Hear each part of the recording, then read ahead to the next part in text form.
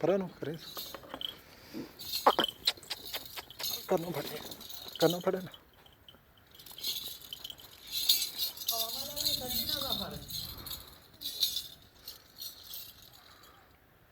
ਦੰਦ ਖੋਲੀ ਮਾੜੇ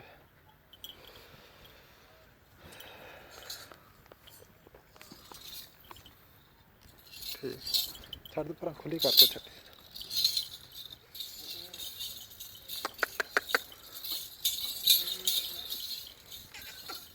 ਆਓ ਪੱਠ ਫੜੀ ਫਿਰ